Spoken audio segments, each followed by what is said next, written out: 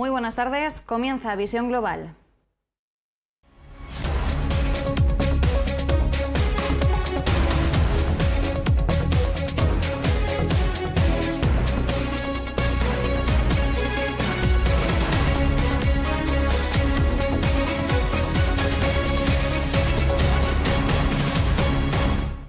Bienvenidos al programa de hoy. Una tarde más conectaremos con México y Estados Unidos para conocer la actualidad, la realidad económica de estas regiones al otro lado del charco, pero antes de hacer esas conexiones tenemos que echar un vistazo, una mirada a cuáles han sido los protagonistas de la jornada. Bueno, los protagonistas que están siendo todavía en Estados Unidos, porque Wall Street todavía no ha cerrado sus puertas, todavía le quedan unas horas por delante. Bueno, pues hemos tenido ese pistoletazo de salida de la temporada de resultados empresariales y han arrancado, como ya es tradición, los bancos. En este caso, como decimos, ha arrancado esta temporada de resultados de la mano de estas grandes entidades. El más madrugador ha sido JP Morgan, con un beneficio que ha aumentado por el impulso de la banca de inversión y de trading. Hablamos del mayor banco de Estados Unidos por activos, que ha liberado provisiones y ha recibido el impulso de un trimestre fuerte en su negocio de trading y las comisiones de banca de inversión. Además, la comparación respecto al mismo periodo del año anterior le ha favorecido, porque hace un año tuvo que afrontar grandes provisiones para cubrirse ante posibles impagos por el COVID-19. Con esta comparación, sus ganancias han aumentado casi un 400% a 14.300 millones de dólares. Durante este primer trimestre, JP Morgan ha liberado reservas de 5.200 millones y los ingresos han subido un 14%, algo más de 33.000 millones. También otra entidad, Goldman Sachs, ha sido la segunda en rendir cuentas, ha registrado unas ganancias récord gracias a la multitud de acuerdos empresariales a nivel mundial. Un auge sin precedentes de fusiones entre firmas privadas y empresas fantasma para cotizar en bolsa ha impulsado las cuentas del gigante bancario, mientras que el desempeño en su unidad de mercados globales ha subido casi un 50%. Al igual que JP Morgan, los resultados de Goldman Sachs también se benefician de un mejor aspecto respecto al mismo periodo del año anterior, marcado por esas provisiones. Teniendo esto en cuenta, sus ganancias han disparado un 500% a 6.700 millones y los ingresos han aumentado más de un 100% a 17.700 millones de dólares.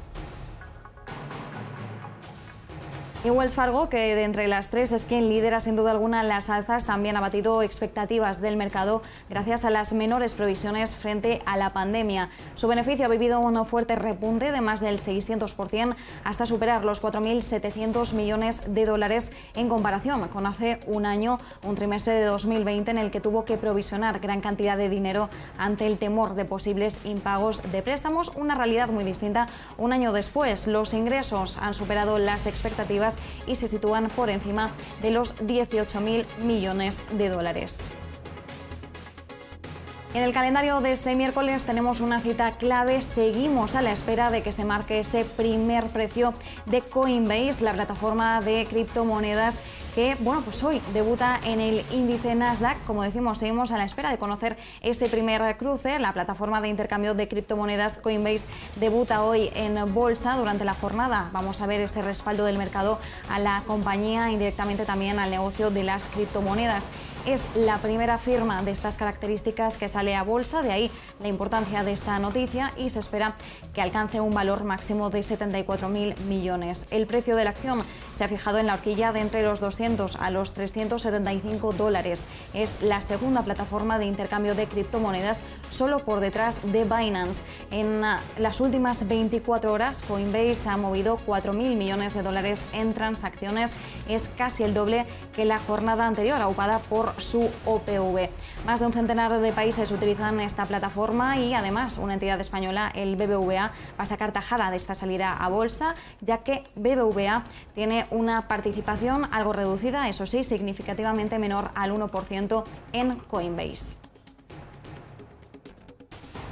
Y también tenemos que mirar al lado farmacéutico, a la crisis sanitaria. En este caso, hemos conocido a lo largo de la jornada que Pfizer adelanta 50 millones de dosis de su vacuna a la Unión Europea a partir de este mes de abril. Así lo ha anunciado la farmacéutica en medio de esas dudas actuales sobre las vacunas de AstraZeneca y de Johnson & Johnson. Pfizer se proclama, por así decirlo, como una salvadora de la campaña de vacunación, ya que el adelanto de estas dosis va a permitir a Europa mantener su objetivo de vacunar al 70% de la población adulta para finales de este verano. La presidenta de la Comisión Europea, Ursula von der Leyen, ha calificado este anuncio como un soplo de aire fresco en medio de ese contexto actual de temores y de preocupaciones respecto a las vacunas. La Agencia Europea del Medicamento, la EMA, va a emitir una recomendación sobre la vacuna de Janssen del COVID-19. Lo va a hacer la próxima semana y subraya que, aunque su investigación de los casos inusuales de coagulación sanguínea sigue en marcha, mantiene esa opinión de que los beneficios de la vacuna superan sus riesgos. Y esa es la actualidad informativa. Ahora ya sí, después de este repaso, es hora de conectar con México. Y lo hacemos, como siempre, con nuestro compañero José Ricardo Rangel. Vamos a conectar con él.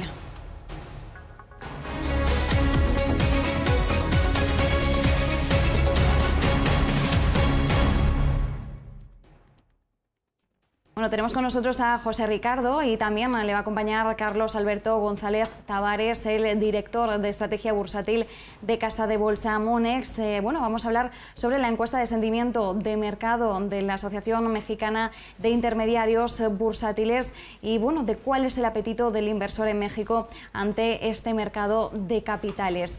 José Ricardo, muy buenas tardes.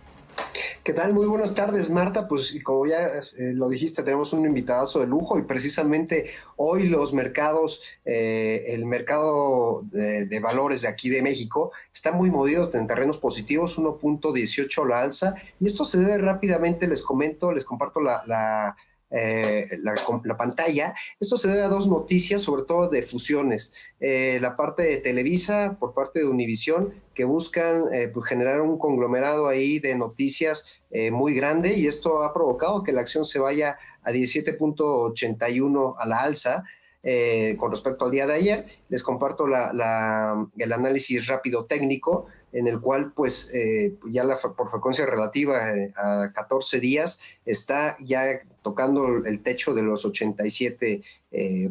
Entonces aquí pues yo creo que vamos a tener una ligera tendencia de recuperación de la acción. Recordemos que esta acción ha venido pues en declive con todo este tema de los medios digitales. Y la otra noticia es respecto a la fusión que podría llegar a tener Sports World con SmartFit. Estas son dos cadenas, Sports es la que cotiza, la pública, y SmartFit son gimnasios, digamos, pues ahora sí que inteligentes. La estrategia que se tiene pues es fusionar todas estas tendencias deportivas y sobre todo fortalecer la rentabilidad del balance de estas dos empresas que se dedican precisamente al deporte. Hay que recordar que Sports World tiene una estrategia muy significativa, muy peculiar respecto a las tendencias deportivas. Entonces ellos se adecuan muy hábilmente en distintos sectores y tendencias, sobre todo deportivas. Y bueno, pues ahora sí vámonos con nuestro invitado de lujo, mi querida Marta. Bienvenido, Carlos. ¿Qué tal? Buenas tardes, Marta, Ricardo. Buenas tardes al auditorio. Buenas tardes. Adelante, Marta. Solo quería saludar. José Ricardo, sigue. Perfecto, Marta. Oye, Carlos, pues como comentaba Marta, tenemos una encuesta de la Asociación Mexicana de Intermediarios Bursátiles, que para nuestros amigos de España pues es la que engloba a todos los analistas y todas las casas de bolsa. Tú comandas la parte de análisis de Monex, casa de bolsa, y pues participas llenamente en todas las actividades de la MIC. Platícanos un poquito de esta encuesta en general y luego nos vamos a los números que han reportado, por favor, Carlos. Sí, efectivamente. Bueno, esta encuesta nace justamente de la necesidad de conocer, o mejor dicho, de compartir con el público inversionista cuáles son las expectativas de los analistas que están principalmente enfocados en el índice del mercado accionario mexicano, del IPIC. Y en este sentido, lo que busca prácticamente son dos parámetros. Uno, conocer los estimados hacia finales del año del principal indicador bursátil, y por otro lado, conocer el sentimiento por parte de los analistas. En esta ocasión, la última encuesta al mes de abril señala que las expectativas para el mercado accionario mexicano se ubican en niveles de 50,000 puntos hacia finales de año. Esto representa aproximadamente un 4 o 5% sobre los niveles actuales. Este dato se revisó a la alza desde un nivel de 49,200 puntos que se tenía previamente, y de alguna manera le da una mayor información al público inversionista. Por otro lado, el segundo parámetro responde a la pregunta de si en este momento estarían dispuestos a invertir en el mercado accionario. En esta ocasión, aproximadamente el 57% de los analistas señalaron que preferían tener una posición neutral. Sin embargo, la posición de positiva a neutral subió de niveles del 80% de la encuesta anterior a niveles del 85% actualmente. Hoy los analistas están un poco más cautelosos después de la reciente alza que ha tenido nuestro mercado. Sin embargo, se mantienen de neutrales a positivos todavía hacia finales de este año. Carlos, con respecto al apetito que tienen los inversionistas hoy por hoy para el mercado de capitales, ¿cómo ha evolucionado precisamente la alza que nos comentas? Pero ¿cuáles son los catalizadores que ustedes observan y cuáles son las cosas positivas que ven los inversionistas? Sí, bueno, hay varios puntos que me gustaría compartir con el auditorio. En primer lugar, vemos el proceso de vacunación. Sin duda es una parte muy importante respecto a la perspectiva económica a nivel mundial que se tiene justamente para este año y hacia adelante. Por otro lado, los fuertes estímulos económicos que se han anunciado por parte de los diferentes bancos centrales ha permitido que haya un mayor apetito por riesgo. Particularmente se han anunciado recientemente, y lo ha comentado el Fondo Monetario Internacional, han revisado a la alza las expectativas de crecimiento para la economía global, en esta ocasión impulsada principalmente por dos motores de crecimiento, que es la economía norteamericana y la economía china, que estarán aportando aproximadamente el 50% del crecimiento mundial. Adicional a ello, las tasas de interés en niveles bajos ha permitido justamente una revaluación de los mercados accionarios. Y bueno, lo que están viendo hoy los inversionistas es que ante un escenario en donde el dinero está barato, una buena alternativa justamente son los mercados accionarios, en donde las valuaciones también se vieron afectadas después de la pandemia del año pasado, y este año, tan solo por una base de comparación, tendrán buenos resultados la mayoría de estas empresas.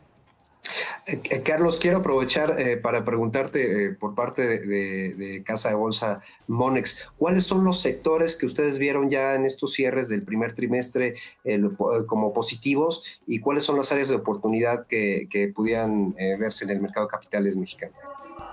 Sí, este año resulta interesante porque prácticamente vemos que empresas relacionadas con el consumo básico, con tecnología, seguirán siendo empresas que tienen una buena perspectiva hacia adelante.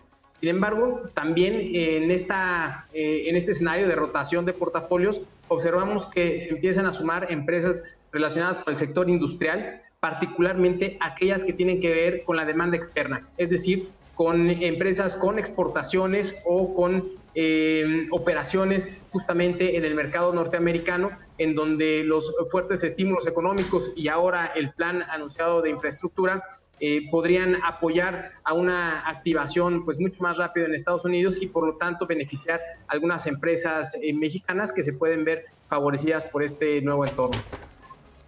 Las principales empresas que no estarían dentro del portafolio de inversión de Monex, ¿cuáles serían las que de mayor riesgo?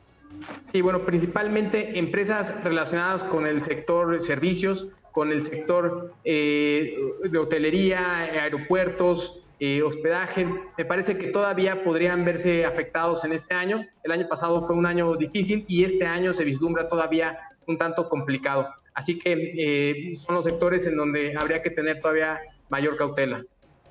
Oye, y finalmente, para todos nuestros amigos que nos siguen, sobre todo los retails, ¿cuál ha sido el impacto precisamente en esta pandemia que ha tenido este pequeño sector de inversionistas aquí en México, Carlos? Pues mira, yo creo que cada vez los inversionistas comienzan a voltear a ver alternativas de inversión que les permita mejorar o incrementar su patrimonio. Y en ese sentido, me parece que empezamos a ver pues un mayor interés, una mayor participación por parte de inversionistas de tipo retail, que justamente en los mercados accionarios. Hay que señalar que hoy las tasas de interés a nivel internacional están justamente en niveles pues muy bajos, y pues el rendimiento resulta mínimo, así que resulta muy atractivo buscar o experimentar con otras alternativas. Al final del día son empresas que tienen buenos fundamentales, son empresas grandes que tienen una expectativa de crecimiento y que te pueden generar pues un mayor incremento en el patrimonio.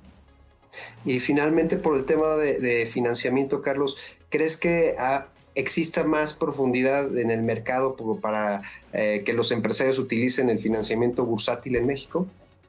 Pues me parece que será algo que llevará su tiempo.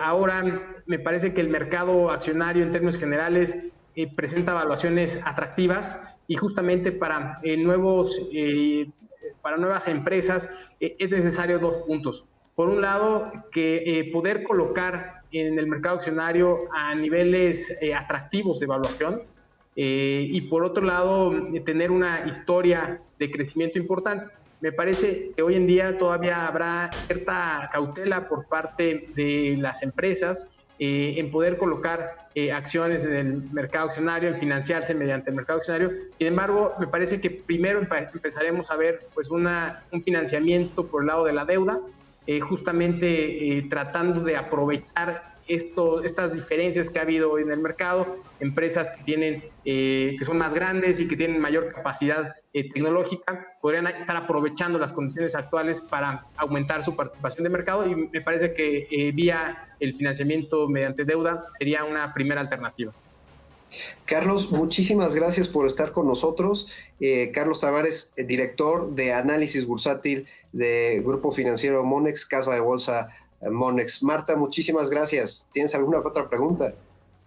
Eso es todo, José Ricardo. Carlos, muchísimas gracias. Ha sido muy interesante ahondar un poquito más sobre este tipo de encuestas de sentimiento de mercado para entender cómo se calibra, ¿no?, la intención de los inversores. Muchísimas gracias a ambos. Buenas tardes desde Madrid, pero muy buenos días para vosotros, que arrancáis. Gracias a ustedes. Buenas tardes. Gracias, Marta. Nos vemos el día de mañana. Gracias, Carlos. Hasta luego, amigos.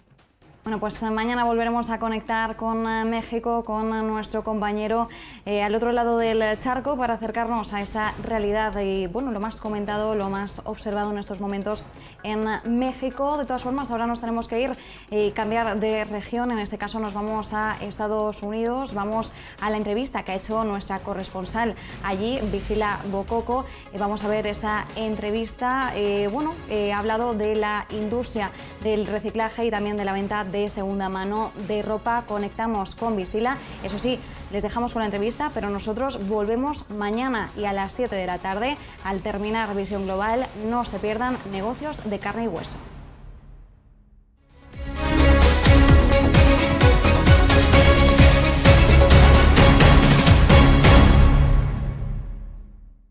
Welcome to Global Vision, and I'm very, very happy to have with Luciani, and he's going to talk to us about an amazing project that I cannot wait to hear all about.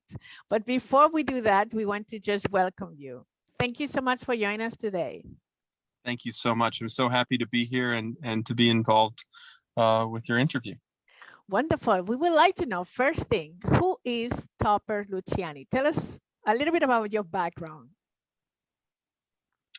Sure. So I have been in the used clothing space for more than 10 years. I've had a vision to build an online thrift store for even longer than that time. And I just saw that there is an enormous exporting used clothing supply chain that was not being utilized for an e-commerce site. And it was really my dream to connect the world of textile exporting to a direct-to-consumer website, and that has been my life's mission for the past 10 to 12 years. And why did you call your company Good Fair? That's a great question. Well, the first reason is because it was a domain name that I could afford. So that is always a very, that's always a big one. But I just wanted to have short, one-syllable words that really reflected what I was trying to do. And it was just fate that that Good Fair was within my price range, and I started with very, very, very little money, so it's felt as if it was meant to be from the beginning. And what is the business model that you use? Yeah, so what we do is when you donate clothing, you are actually donating price per pound, and the places that you donate the clothing to sell those clothes by the pound to giant textile recycling facilities, and those exist in Europe, and they exist in America and Asia and everywhere. And what they do is they then they buy the clothing by the pound in the garbage bags that they're donated in, and then they open up those garbage bags or bags, and they sort the clothes into different categories: men's t-shirts, ladies' sweatshirts, flannel shirts. And then they pack those categories of clothes into these 100-pound or 1,000-pound giant bales, like a bale of hay. They're cubes almost. And what Good Fair does is, instead of exporting those clothes all across the globe, we buy them domestically here in Houston, Texas, and then we sort those clothes by size. So we'll open up a bale of men's flannel shirts. We sort those clothes by size: small, medium, small through 3XL. And then we sell the clothes in 2-packs and 4-packs. So you don't know exactly the flannel shirt you're going to get, but you know you're going to get 4 good thrifted flannels in your size. And that has been revolutionary for being able to scale the business, because we don't have to photograph every single piece and upload every single piece to the website. Amazing. Amazing. And how do you see the industry evolve in the United States? Because now the vintage is back and it's big. And I know that last year's has been very instrumental for your business, but how do you see things coming forward?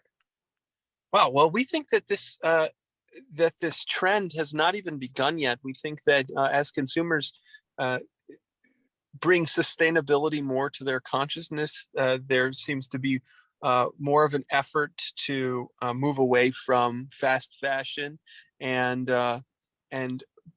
consumers are really purchasing. They're really purchasing more out of the context of the fairness of how something was made, but it is really important to keep the prices.